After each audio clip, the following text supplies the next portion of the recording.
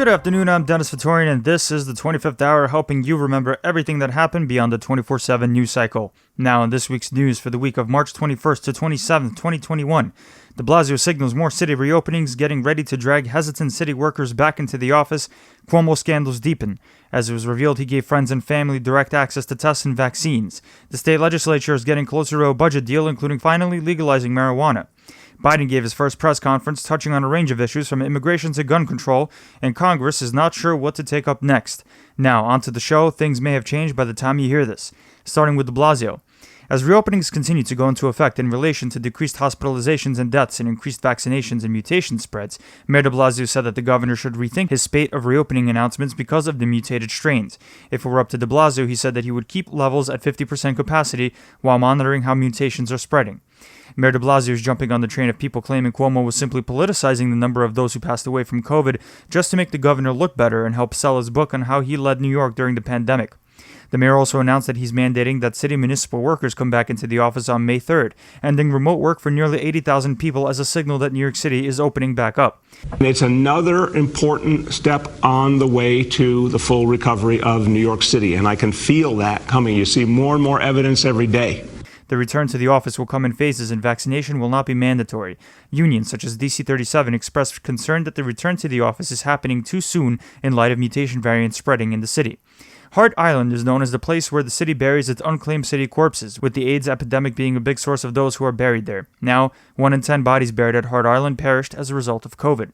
De Blasio said on Thursday that the city is going to open up specific vaccination sites to expedite the inoculations of Broadway and theater workers in an attempt to reopen the city's entertainment district by September. The lead time to bring back a show is really extensive, and that's one of the things we've heard most from the Broadway leadership is they need answers now to be able to get the shows back as early as September. A program created to help nonprofit organizations contracting with the city cover losses from the pandemic called the Indirect Cost Rate Initiative is going to receive less funding this time around, with reimbursements to nonprofits decreasing, according to guidance released by the city sent out to providers. New Yorkers that don't have bank accounts are facing steep costs trying to cash their stimulus checks, according to a story in The Gothamist.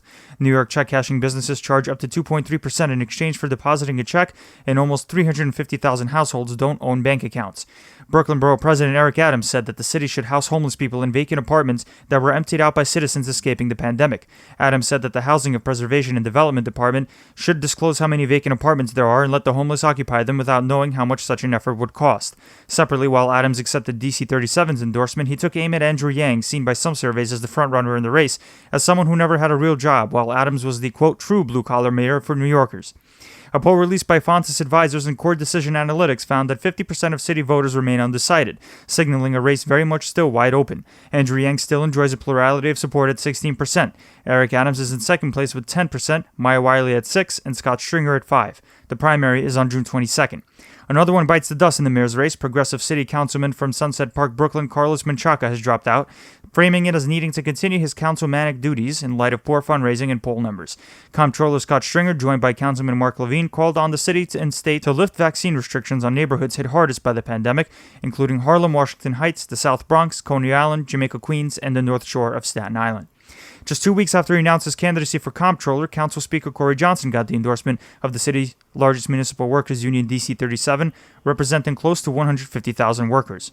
Although Manhattan DA Cy Vance isn't running for re-election, it isn't stopping him from commenting on someone else running in the race. Former Manhattan Assistant District Attorney Diana Florence, who resigned last year from the office, is apparently distorting her prosecutorial record, according to Vance. There seems to be some bad blood between Florence and Vance, as Florence said she resigned because Vance cut funds from a major construction fraud investigation being led by Florence. A spokesman for the Manhattan DA said that the investigation Florence led actually had the resources it needed, and the main issue is that Florence fostered a toxic work culture in the office and was given a year to improve, and she ended up resigning a year later anyway. Protesters got together to demonstrate against anti-Asian violence at Brooklyn Borough Hall on Monday, decrying the recent spate of attacks against Asians in New York City and throughout the country. The group Stop Asian American and Pacific Islander Hate has logged more than 3,800 reports of anti-Asian attacks across the country, partially stemming from blame placed on the Asian community for the origins of the COVID pandemic. The mayor announced the creation of a Racial Justice Commission on Tuesday, tasked with making recommendations about how to, quote, dismantle structural racism for all New Yorkers. The commission would have 11 members, and its suggestions would require changes to the city charter, the city's governing document, much like the Constitution. More than 1,500 phone calls between inmates and their lawyers were erroneously recorded, according to internal audits conducted by prison communications firm Securus Technologies, Inc., which was also the firm that recorded the conversations. Communications between lawyers and their clients are meant to be strictly confidential, and the Corrections Department is expected to talk about the issue at an upcoming City Council hearing. A CUNY law dean left her post after a comment she made included a racially offensive remark referencing herself as a slaveholder during a faculty discussion involving a new dean's appointment. Dean Mary Lou Billick told CUNY Law to name an interim dean to replace her following her comments. Trying to harp on the success of the mayor's universal pre-K program for 4-year-olds, de Blasio's administration will tap into a $4.5 billion emergency COVID fund to extend the free pre-K program to 3-year-olds, affecting a total of 40,000 pre-K seats. We are now going to be able to reach thousands and thousands more kids with 3K. For a parent, it takes so much stress out of their life to know that their kid's in a safe place, they're getting a good education, it's free. This is a game changer for parents. Streets that were formerly blocked off with the Open Streets program that blocked off access to cars and opened up roads for pedestrian traffic have lost money due to pandemic closures and are now back to being part of car traffic, upsetting activists. However, de Blasio released new guidelines later in the week for the Open Streets program, with applications having begun this past Thursday for communities interested in blocking off certain roads for bikers and pedestrians, with the city pledging to assist in traffic control and putting up metal barriers. Manhattan DA Cy Vance said that this year alone there have been 6 reports of subway riders getting shoved onto the tracks, with the DA saying that at that pace it would double the amount of people thrown onto the tracks from last year. New York City residents can finally file police reports online thanks to a new tool put out by the NYPD. A Brooklyn criminal court judge at the Brooklyn DA Eric Gonzalez's urging dismissed 857 prostitution cases following the repeal of a walking while trans law, which disproportionately saw arrests of trans New Yorkers for alleged prostitution cases. The Queens DA Melinda Katz recently asked the Queens judge to seal or dismiss almost 709 cases, and the Bronx DA Darcel Clark got 8,000 cases dismissed. Continuing from a ProPublica report that found the CCRB received 750 complaints about police misconduct during Black Lives Matter protests last summer, a follow-up showed that there are still no findings from any of those complaints or investigations. 2 more undercover police officers will begin riding the subway in an effort to stem anti-Asian hate crimes, increasing the number of the Asian Hate Crime Task Force to 18. Former NYPD spokeswoman Sarah Carpenter was charged for her role in breaking into the Capitol building during the insurrection on January 6th. She retired in 2004 and is one of the many current and former law enforcement members from New York City that were involved in the Capitol riot that day that listened to former President Trump's words to march on the Capitol building and interpreted that as storming it. After reporting weeks ago revealed sexual assault allegations against the head of the homeless shelter group Bronx Parent Housing Network, Victor Rivera was arrested on Wednesday for a different crime, for taking bribes from contractors working with his nonprofit and steering those funds to companies like a consulting firm owned by his relatives. It's been a minute since the Upper West Side Lucerne Hotel found itself in the headlines concerning the single homeless man housed inside it, and the fight residents took up to kick them out of the neighborhood. The latest update is that a homeless activist, Ramon Buford, is allegedly being stalked by members of the opposition group, with the lawyer representing the community group harassing them with private investigators. Moving on to the City Council. Some City Council members, but not all, are bringing back the concept of participatory budgeting, which gives community members a say in how their city's tax dollars can be spent on various causes. Carlos Menchaca, Brad Lander, Ben Kalos, and Stephen Levin said they're continuing the practice with a total of $4.5 million set aside to allow residents to choose how that money should be spent in their districts. The full rollout of the budgeting program hasn't been put in place due to COVID.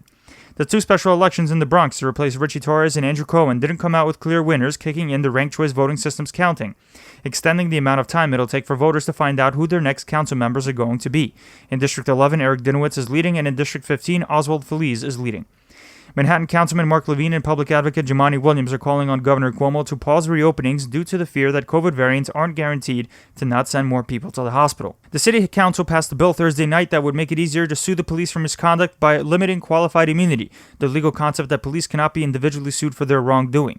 De Blasio said that he supports the bill. The bill also addresses a myriad of police reform proposals pushed by the mayor, who in turn had to propose a plan because of a Cuomo executive order mandating all New York counties to propose police reforms following the death of George Floyd.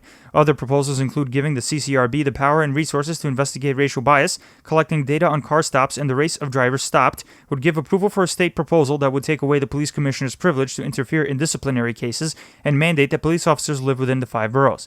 The police unions predictably decried the bills. City Council candidate Susan Lee said that she was randomly pushed down the stairs at the Oculus train station in Manhattan last Wednesday, and even though she wasn't sure her assailant did it because of anti-Asian bias, she wanted to highlight the episode as part of a larger trend of attacks against Asian Americans in the country as part of a stigma attached to the Asian community since the pandemic began. Moving on to Cuomo. Pharmacies across the state are now administering vaccines for New Yorkers with underlying conditions, opening up a new resource for those who couldn't make it to a more formal vaccine site. Pharmacies earlier were only giving vaccines to those who are older than 60 years of age, childcare workers, and school staff. The state's rent relief program, meant to take rental arrears off the shoulders of underwater tenants, has actually managed to reach less tenants the second time around than the first. Only $7 million out of the $60 million allocation was used. The State Division of Housing and Community Renewal said they're working on a new program to distribute the rest of the money, with the main issue with the rental assistance program being that it counted unemployment aid as income. Following recently released CDC guidance encouraging nursing home visits, Governor Cuomo said that New York is immediately lifting prohibitions on nursing home visits within the state, but that indoor visits are still not allowed for residents who are unvaccinated if the area's positivity rate is above 10%. The governor pointed to the high supply of vaccines and the current rate of vaccinated seniors as the reason for lifting the ban. Cuomo has been leaning on black leaders in the state to ensure his political survival in the meantime, as investigations continue in the Attorney General's office, the Assembly, and the FBI regarding his sexual misconduct and nursing home death scandals. For those who are still catching up, Cuomo has been accused by at least 7 women of sexual harassment to assault and is separately being investigated for hiding the true number of nursing home deaths during the pandemic to escape scrutiny as to how he handled the pandemic. The governor has been making appearances alongside black political leaders and is leaning into polls that show a majority of black voters don't want Cuomo to resign following his scandals. A crowd of about 350 people marched in New York City on Monday protesting the governor and what they say is his hesitancy to pass progressive policies including increasing taxes on the wealthy and canceling rent.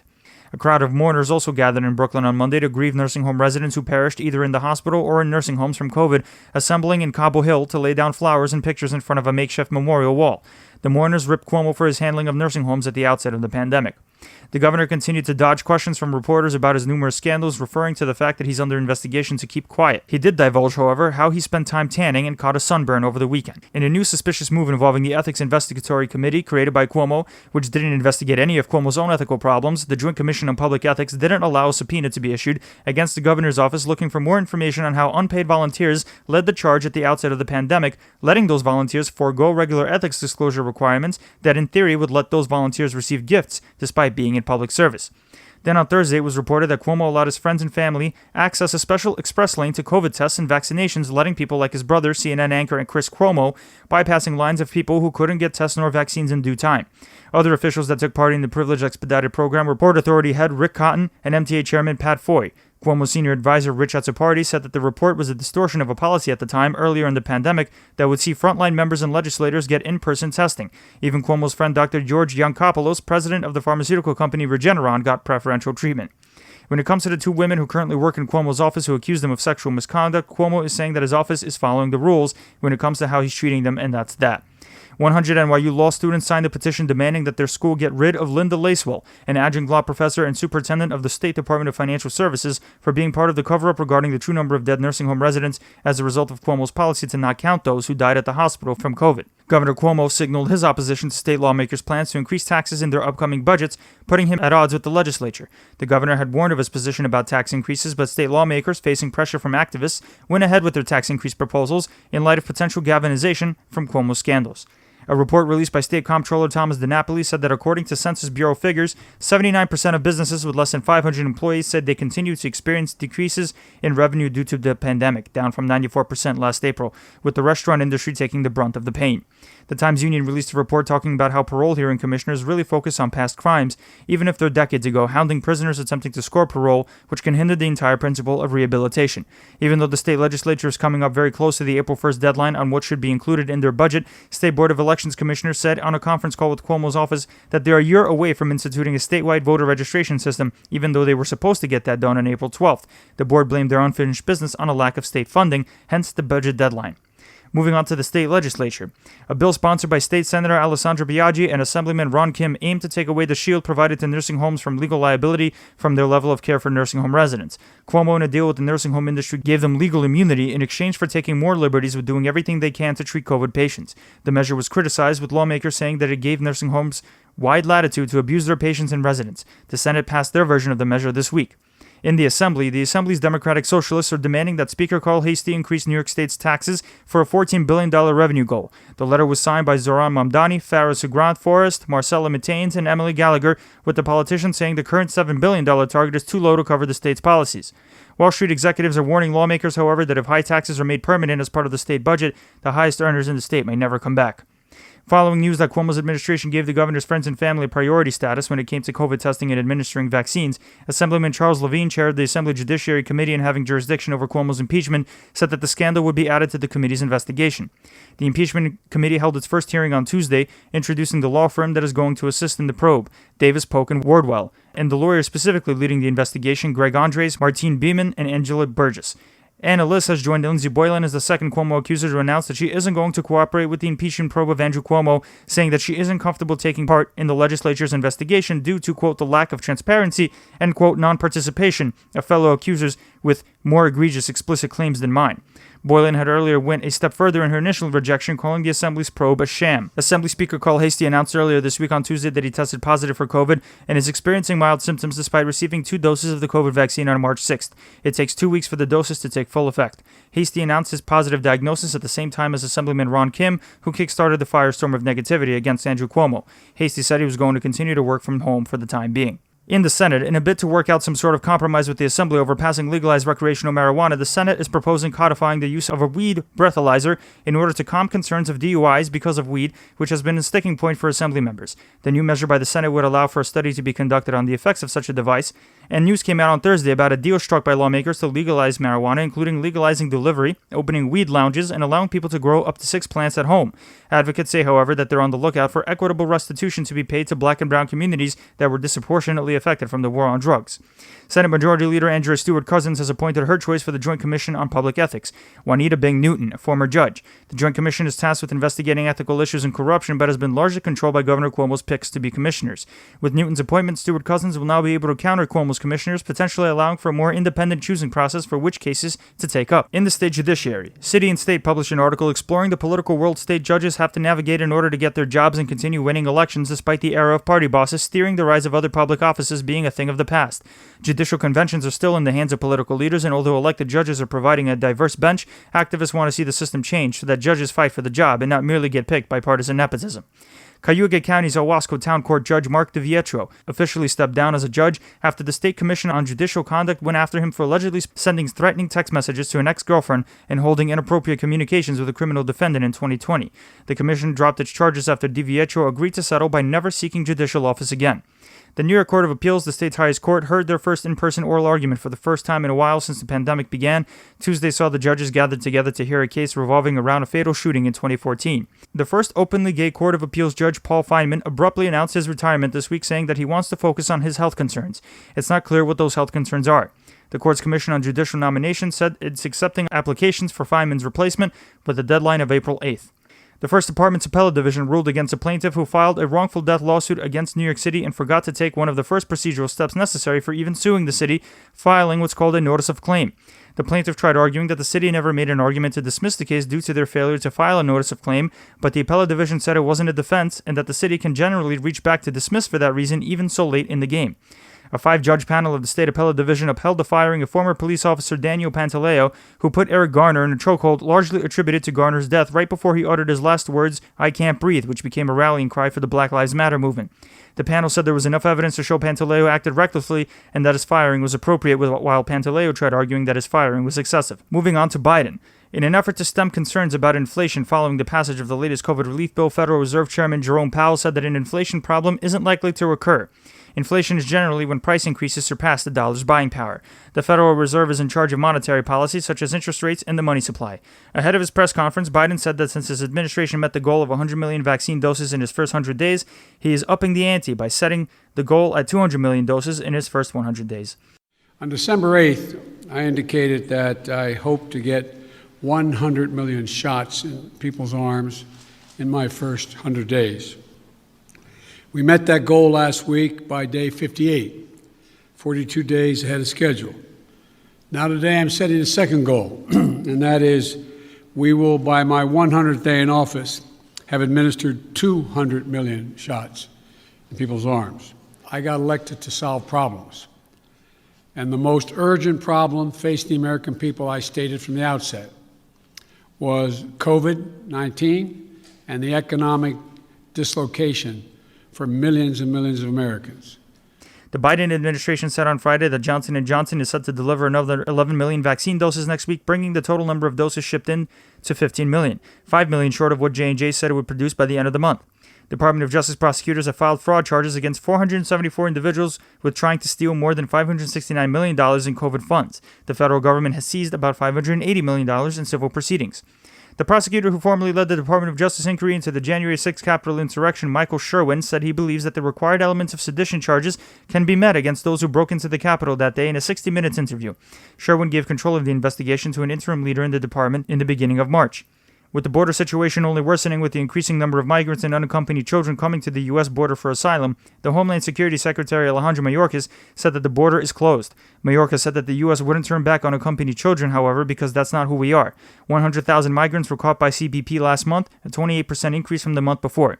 Democratic House Representative Henry Cuellar of Texas released pictures of the conditions of migrants crowded together at a Border Patrol facility in Texas on Monday night, saying he was trying to be transparent considering journalists weren't allowed into the facilities. The pictures show groups of migrants crowded together in separate divisions meant for 260 people, but include more than 400 people together. Pressure is mounting for Biden to make a personal visit to one of the immigration detention centers next to the border as the surge in migrants continues. A team of senior White House officials are planning to make a trip to a refugee resettlement facility in Texas, allowing a press camera to come along so journalists get a better look at the conditions of migrants.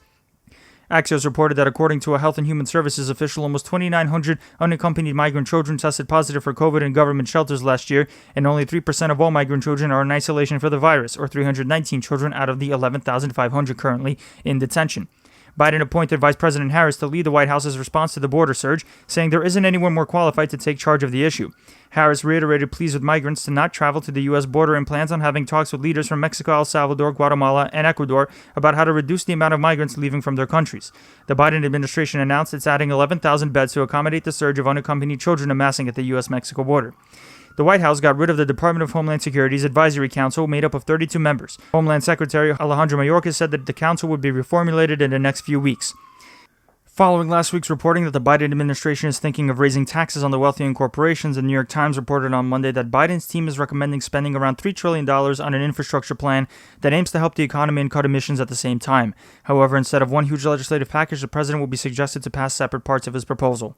Unemployment claims have dropped below 700,000 this week for the first time since last March, with the total claims being 684,000. Household spending dropped by 1% last month, with optimism that it'll rise due to the recently passed stimulus checks.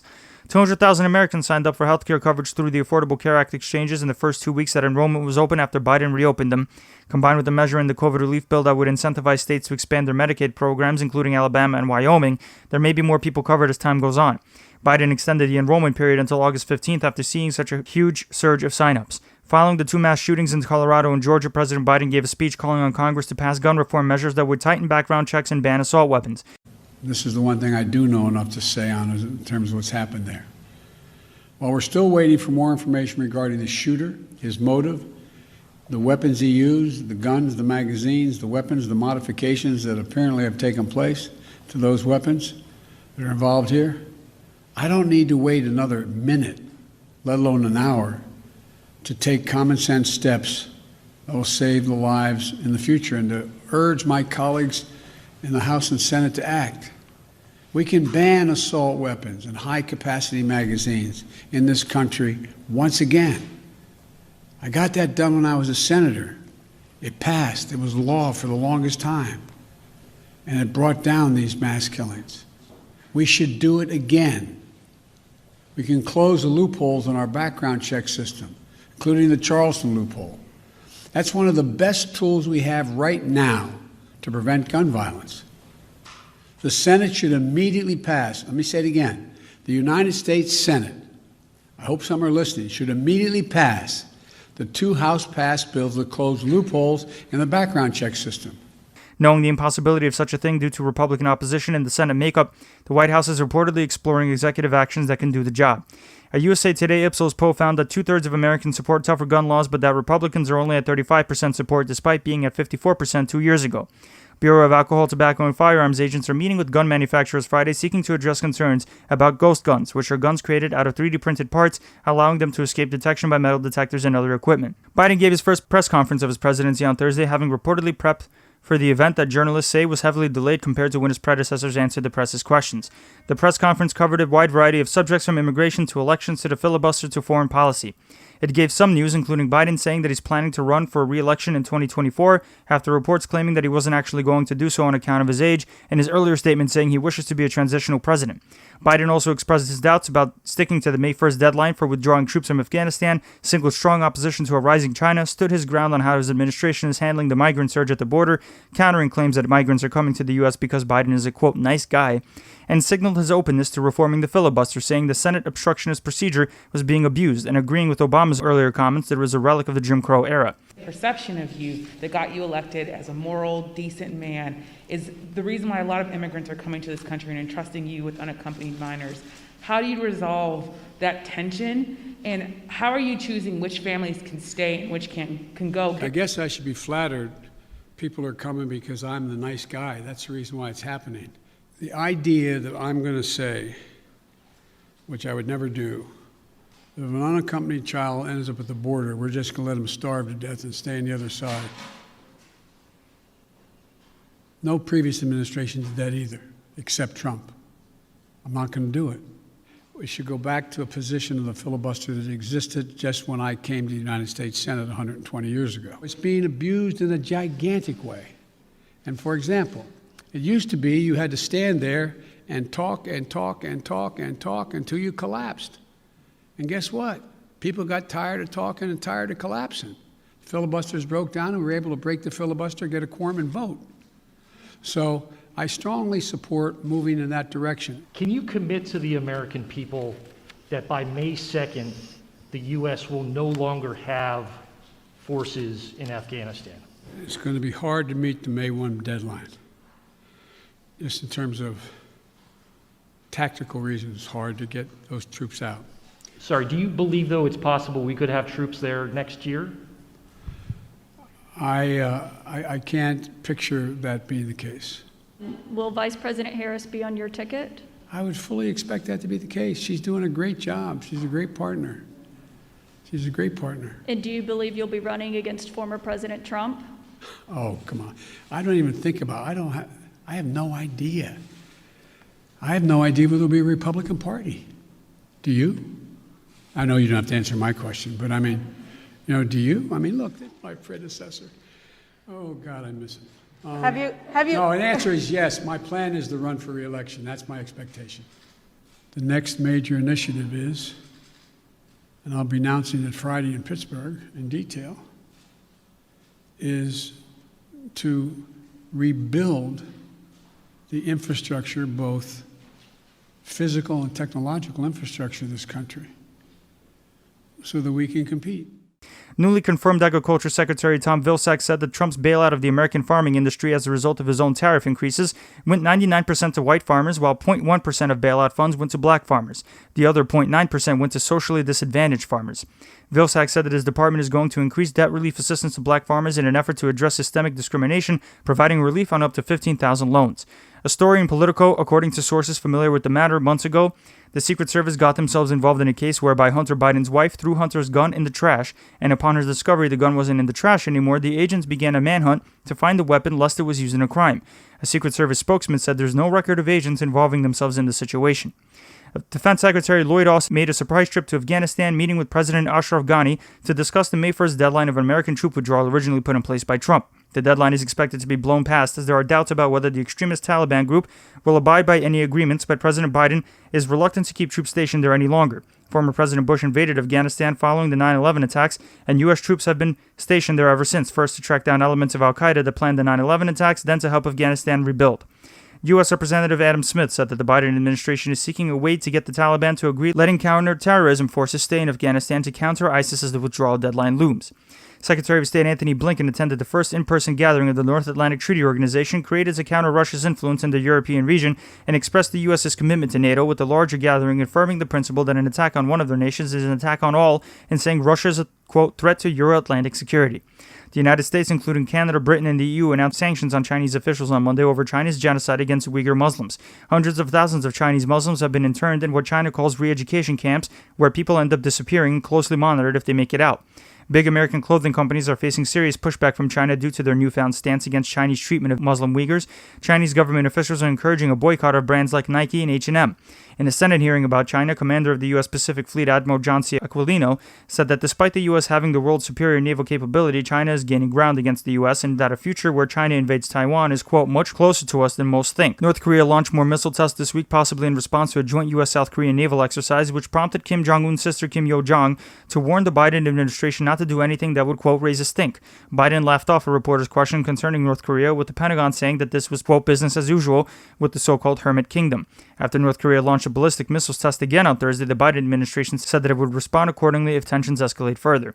Administration officials told Reuters that counter to Biden's campaign position, Biden wants to keep a Trump policy that allowed the U.S. to increase armed drone sales to nations with human rights abuses. No official position has been taken by the administration at this time. The U.S. joined with the U.K. to sanction 2 companies controlled by the Myanmar military in response to the coup launched against the government in that country. The Myanmar military has killed hundreds of protesters demonstrating against the ruling junta. Trump's advisor Jason Miller said that former President Trump will be using his own social media platform to return to his online base in about 2 to 3 months. Trump was banned on virtually all social media platforms, including his beloved Twitter, for encouraging and supporting the rioters that broke into the Capitol on January 6th. Moving on to Congress and then starting in the House. Moderate Democrats warned the House Democratic leadership against trying to seize an Iowa House seat. A contested election in Iowa's 2nd District between Democrat Rita Hart and Republican Marionette Miller Meeks ended in Hart's defeat by just 6 votes. But Hart says that there were 22 votes that should have been counted and that the decision should be left up to the House, which does have the constitutional authority to certify election results. So far, House Administration Committee Chair Rep. Zoe Lofgren refused to let Miller Meeks' victory stand and is open to letting an investigation into Hart's claims go forward with the possible blessing of Speaker Pelosi and Majority Leader Steny Hoyer. Moderate Democrats see the move as incendiary, with Democratic Rep. Dean Phillips putting it this way: just because a majority can does not mean a majority should. New York Upstate Congressman Tom Reed ended up taking responsibility and apologizing in a public statement regarding an incident where he unhooked the bra off of Nicolette Davis, who was a lobbyist at the time, at a 2017 event. Shutting down desires to run against Governor Cuomo or whoever else the New York Democratic Party puts up to replace him, Reed said that he plans to retire at the end of his current term in Congress. The Star-Gazette reported that with Reed's retirement announcement, Chemung County's executive Chris Moss is now considering a run to replace him next year. Voters may remember him as running as lieutenant governor alongside Rob Astorino in Astorino's attempts to oust Cuomo in the last general election. The CEOs of Facebook, Google, and Twitter testified before the House Energy and Commerce Committee Thursday on how their companies are handling disinformation about the pandemic and vaccines, as well as how the companies can improve their algorithms to turn people away from posts encouraging violence. Although Pelosi couldn't broker an agreement with Republican leaders on creating an independent commission to review what happened on the day of the Capitol insurrection, House committees have separately asked 16 federal agencies to hand over their communications from their officials about Congress's session that day, certifying Biden's Electoral College win before a crowd of Trump supporters ransacked the building. Pelosi chose Major General William J. Walker to become the first black House Sergeant-at-Arms, who still needs to be confirmed for the position in the House chamber. The former House Sergeant-at-Arms resigned following the Capitol insurrection. The House Foreign Affairs Committee voted to move out of their committee a measure repealing the 2002 congressional authorization for use of military force, which was originally intended for the American invasion of Iraq, predicated on the false belief by the Bush administration that former dictator Saddam Hussein helped members of al-Qaeda plan attacks against America and harbored weapons of mass destruction, of which the latter was never found. Members of Congress plan on working on passing a more modern authorization for use of force, attempting to take back Congress's constitutional power to allow declarations of war, of which the president hasn't requested since FDR in World War II. Biden reportedly agrees on Congress's views on the matter. Over at the Senate, Boston Mayor Marty Walsh was confirmed as Labor Secretary this week on a 68-29 vote. Walsh was favored by labor unions and has a union background himself, with his early career starting with the Building Trades Union. He'll be the first labor secretary with a union background in 50 years. There was a brief uprising from Senator Tammy Duckworth, who said that she won't vote for any more of Biden's nominees until the administration chooses someone from the Asian American Pacific Islander community. After Biden assured her that he would appoint someone from that community, Duckworth backed down from her threat. Senate Majority Leader Chuck Schumer asked Biden to nominate Damian Williams to the post of United States Attorney for Manhattan, which would make him the first black USA there. Williams is currently in charge of the Securities Fraud Unit in the Southern District of New York. The Senate confirmed Dr. Rachel Levine as Biden's new Assistant Secretary of Health, becoming the first openly transgender person taking a leadership position in the federal government. Levine has been a target of Republicans who are trying to spread anti-trans propaganda, peppering her with questions about trans women in sports, bathrooms, and the use of puberty blockers in young trans patients. The Senate also confirms Shalonda Young, Biden's pick to be Deputy Budget Director of the Office of Management and Budget. Progressives want Young to take Neera Tanden's place as the pick for the top job at OMB after Tanden's nomination was torpedoed due to a lack of support from centrist Democrats like Joe Manchin, pointing to Tanden's past tweets against both Democrats and Republicans as too divisive. Jonathan Salat is being looked at as a potential head of the Department of Justice's Antitrust Division or the Federal Trade Commission, according to sources. Majority Leader Chuck Schumer is going to move forward with a series of bills passed by the House that address voting rights, gun reform, and more, despite the Republicans' guaranteed use of the filibuster forbidding votes on those bills. The Senate will be in recess until April 12th, at which point it'll be clear what the Senate will take up first. Centrist Democrats, specifically Joe Manchin, are steering the Senate's agenda through the shadows, considering his power in the divided chamber. Examples include Manchin's rejection of the House's gun background checks and support for a massive infrastructure package using tax increases, much in line with Biden's plans now that his COVID relief bill passed. Manchin isn't the only centrist Democrat gumming up the works. Senators John Tester, Jeanne Shaheen, and Maggie Hassan take issue either with the gun reform bill or reforming the filibuster. Over in the federal judiciary, the Supreme Court agreed to review a lower court's ruling that the death sentence should be overturned against Dzhokhar Tsarnaev, the only living brother that committed the Boston Marathon bombing that killed 3 people in 2013. Dzhokhar's brother died in a shootout with police. The lower court overturned the death penalty against the living brother because prosecutors failed to allow jury questioning related to how closely the individual jurors followed the news about the bombings over the appeals of federal prosecutors. SCOTUS ruled on Thursday that Ford Motor Company couldn't get away from lawsuits involving faulty airbags just because accidents happened in a different state from where the cars were sold. The ruling means that Montana and Minnesota's lawsuits against the car company can move forward. In general, the defendant must have minimum contact with the state in order to justify a court's jurisdiction over that defendant. The Supreme Court ruled in a majority opinion authored by Chief Justice John Roberts that the act of police shooting at a fleeing suspect is a temporary seizure against a suspect under the Fourth Amendment. The Fourth Amendment says in pertinent part, the right of the people to be secure in their persons, houses, papers, and effects against unreasonable searches and seizures shall not be violated. The 5-3 decision without Justice Barrett, because she wasn't seated yet during the time this case was being deliberated, revolves around New Mexican police shooting and striking Roxanne Torres twice in the back as she fled in her car. The court did not rule about whether the seizure was reasonable or not, and Justices Thomas and Gorsuch dissented, saying the ruling changes decades of Fourth Amendment jurisprudence. The ruling gives potential plaintiffs at least the right to challenge situations wherein police shoot at suspects. Continuing the saga of election software companies suing right-wing news organizations and figures to challenge their false assertions that the election was rigged against Donald Trump, Dominion Voting Systems has filed a $1.6 billion lawsuit in Delaware Superior Court against Fox News, claiming the news organizations defamed Dominion by spreading knowingly false information in order to pad its own profits. Dominion and another company, Smartmatic, have sued figures like Rudy Giuliani, Sidney Powell, and Mike Lindell for defamation, all who have spread lies about election fraud. In national news, the AstraZeneca vaccine was found to be 79% effective against COVID in late-stage trials and plans to file for approval for emergency use in the United States. However, those plans were quickly put in jeopardy once public health officials later pushed back against AstraZeneca's numbers, claiming the company used outdated data to come up with their 79% effectiveness claim. The company later released new numbers that amended their vaccine's effectiveness against symptomatic COVID to 76%, but is still 100% effective against hospitalizations and deaths. Miami Beach's city commissioners extended an 8 p.m. curfew on spring breakers up until April 11th, going into effect from Thursdays to Sundays in order to control the size of the crowds patronizing the locale's bars and clubs, which remain open during the pandemic. Spring breakers have responded violently to police attempts to uphold COVID restrictions. A group of 12 state attorneys general sent a letter to Facebook and Twitter this week telling the social media giants to do more to combat anti-vaccine misinformation and that the two companies are letting too many disinformation posts fall through the cracks.